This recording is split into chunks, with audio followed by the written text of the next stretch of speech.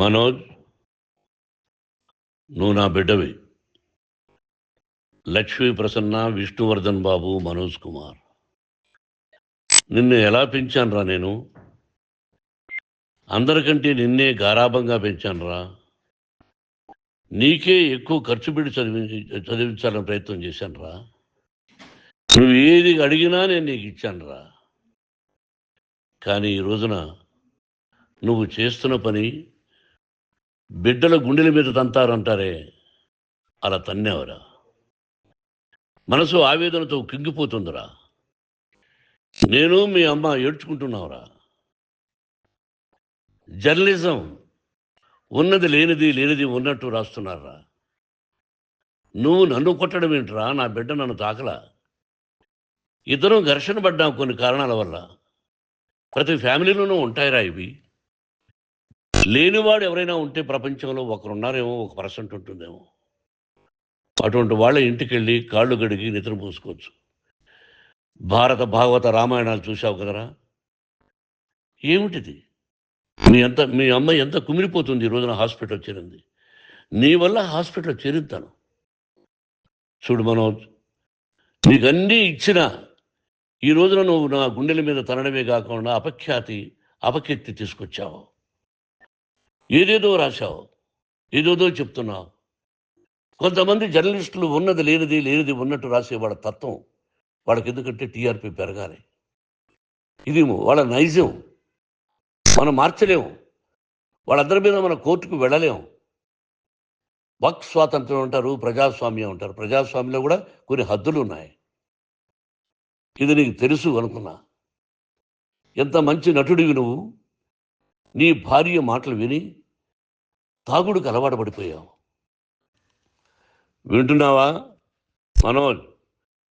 ఎవరిని నమ్మాలో ఎవరిని నమ్మకూడదో పరిస్థితి తీసుకొచ్చావు. విద్యాలయాలు ఎంత గొప్పవిరా. మనం 25% కులమతాలకు అతీతంగా ఫ్రీ ఎడ్యుకేషన్ ఇస్తున్నాంరా.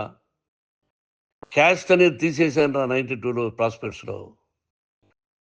నువ్వు చదువుకున్నావురా. అక్కడ చదువుకున్న బిడ్డలు IAS, IPS అయ్యారా. ఎంతోమంది గొప్పవాళ్ళు అయ్యారా. నువ్వు నటుడుగా ఎంతో గొప్పవాడివి. తాగుడికి అలవాడబడి నువ్వు నీ భార్య ఇంట్లో బిహేవ్ చేస్తున్న విధానం ఆ భగవంతుడు సర్వేశ్వరుడు తెలుసు. భగవంతుడు చూస్తున్నాడు రా. నేను తప్పు చేసినా, నువ్వు తప్పు చేసినా, ఎవరు తప్పు చేసినా. ఎంత అవకాశం ఇచ్చావు మాట్లాడుకునేదానికి అందరికీ. ఇన్ని సంవత్సరాల్లో మన విద్యాలయాల్లో ఒక్క తల్లి కానీ ఒక తండ్రి కానీ ఏమైనా చెప్పారా? ఆ బిడ్డలు మన బిడ్డలు రా. మీరెంతో నాకు అక్కడ ఉన్నవాడు కూడా నా కూతుర్లు, నా కుమారులు.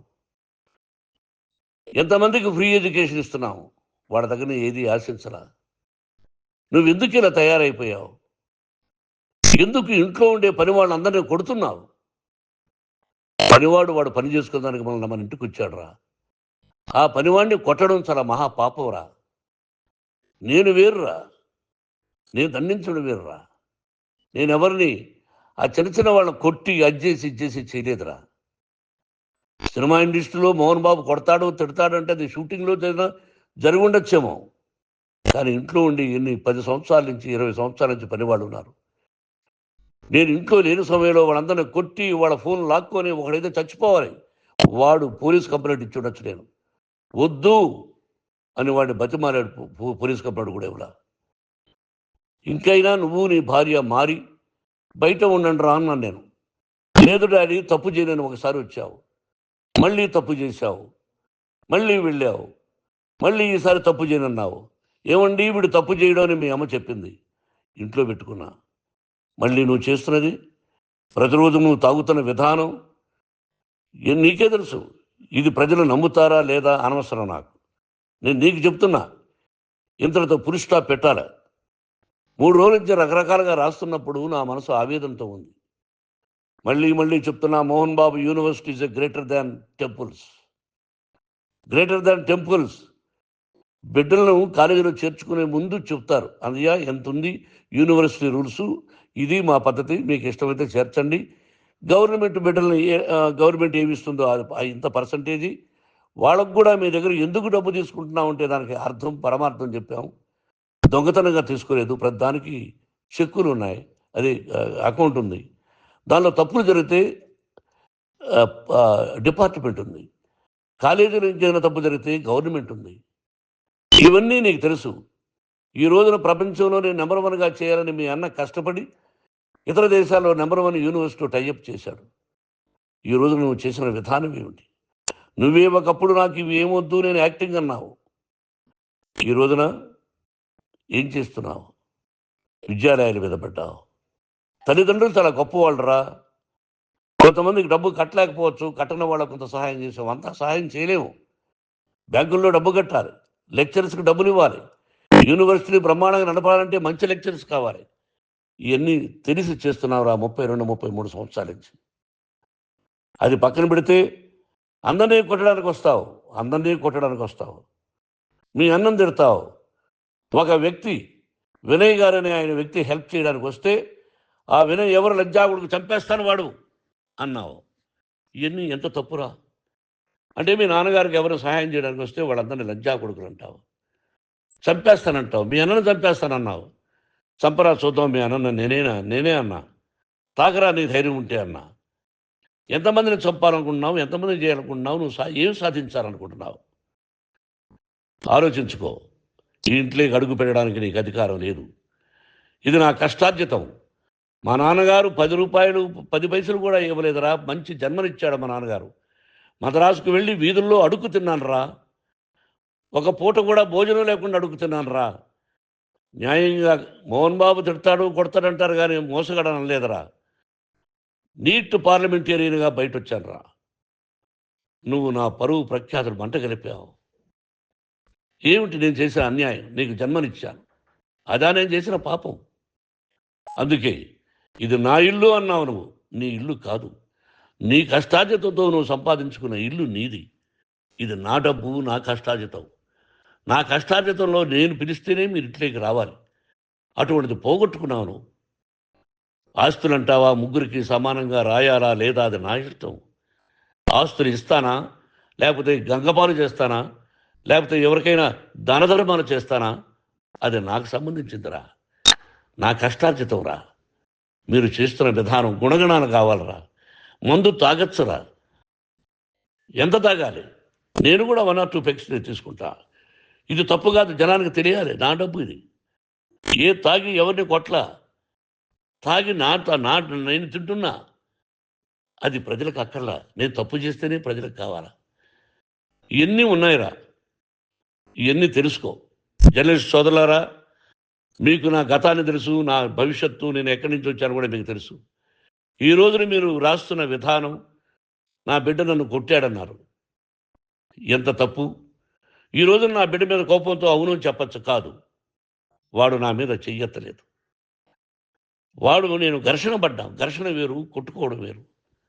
గాయాలతో హాస్పిటల్కి వచ్చి కుంటుకుంటుగా నడిచాడు. మళ్ళీ ఏమని పోలీస్ స్టేషన్కి వెళ్ళి చెప్పాడు. ఎవరో 2 ఉన్నారు, వాళ్ళిద్దరూ నా మీద దాడి చేశారన్నాడు. నా ఇంట్లో పనిచేస్తున్న వ్యక్తుల గురించి పోలీస్ స్టేషన్కి వెళ్ళి చెప్పవలసిన అవసరం అతనికి లేదు, హక్కు లేదు. పోలీస్ డిపార్ట్మెంట్ కూడా తెలుసుకోవాల్సిన విషయం. నా ఇంట్లో ఉండే వర్కర్స్ మీద నేను కంప్లైంట్ ఇవ్వాలి. నువ్వు పర్మిషన్ లేకుండా నా ఇంట్లోకి నువ్వు చొరబడి ఇల్లు నాదంటూ ఇంట్లో పనిచేస్తున్న వర్కర్స్ మీద కంప్లైంట్ ఇచ్చావు. అది ఎంతవరకు పోలీసు న్యాయమో రూల్సో చూద్దాం. పోలీస్ డిపార్ట్మెంట్ ఇంటికి వచ్చింది. వాళ్ళకి రాశాను ఉత్తరం, అయ్యా నేను సీనియర్ సిటిజన్ని, నాకు రక్షణ లేకుండా ఉంది, నా బిడ్డ వల్ల నా ఇంట్లో నుంచి నా బిడ్డను పంపించేసి ఇది నా ఇల్లని. వాళ్ళు నాకు సమాధానం ఇవ్వలేదు. ఇవ్వకపోగా ఎవరిని పట్టించుకోలేదు. ఇప్పుడు పోలీసు వాళ్ళు వచ్చి ఏమండి రూల్స్ ప్రకారం నా బిడ్డ ఇంటికి రాకూడదంటే మాకు హయ్యర్ డిపార్ట్మెంట్, హయ్యర్ అథారిటీ వాళ్ళు ఫోన్ చేశారు, మీరు ఎవరిని స్టాప్ చేయొద్దండి, బయట నుంచి ఎవరైనా వస్తే వాళ్ళని స్టాప్ చేయండి అన్నారు. 2 రోజుల నుంచి 10 మంది 20 మంది వస్తున్నారు. వాళ్ళు అలా చూస్తూ నిలబడ్డారు. వాళ్ళు ఫోటోలు తీసుకున్నారు, వాళ్ళ మీద మళ్ళీ వదిలేస్తున్నారు. ఎవరిని నిందించాలి? But I give respect to the police department. వాళ్ళకి ఎవరు ఏ అధికారి ఫోన్ చేశాడో, ఆ అధికారికి ఏ పొలిటీషియన్ చేశాడో అది వాళ్ళకే వదిలేస్తున్నా. కాబట్టి వాళ్ళు పోలీస్ కంప్లైంట్ ఇచ్చినా కూడా మేము సంబంధం లేదని అంటున్నారు కాబట్టి నేను నా బిడ్డను నిన్ను నాపు చేస్తున్నా. నువ్వు ఇంట్లోకి వచ్చే అధికారం నీకు లేదు. నువ్వు వచ్చి నీ బిడ్డను తీసుకెళ్ళు. సంతోషం. నువ్వు రాలేదు, నీ బిడ్డను జాగ్రత్తగానే చూసుకుంటావు. Take care your daughter, that's all. మీ అమ్మ హాస్పిటల్లో అడ్మిట్ అయింది. రేపో ఎల్లుండో మీ అమ్మను పిలిపించి బాగైన తర్వాత ఇదిగో నువ్వు నీ కొడుకు బిడ్డను తీసుకెళ్ళి వాడికి అప్పచెప్పని చెప్తాను పోలీసు వాళ్ళ ఆధ్వర్యంలో. ఇది 100% జర్నలిస్టు సోదరులారా, పులి స్టాప్ పెట్టండి. మీకు కుటుంబాలు ఉన్నాయి, మీ యజమానులకు కుటుంబాలు ఉన్నాయి. మీ కుటుంబాల విషయాలు, మీ యజమానుల కుటుంబాల విషయాలు మేము ఎవరు జోక్యం చేసుకోరా. మేము నటీనటులం. మాది తప్పుంటే నటుడుగా నన్ను ఫెయిల్యూర్ అని రాయండి, నా నటన బాగలేకపోతే రాయండి. బట్ ఇంటి లోపల సందులో నుంచి చూస్తూ తప్పు చేస్తున్నామని ఉన్నది లేనిది ఉన్నట్టు రాయకండి. మీకు నా హృదయపూర్వక నమస్కారాలు.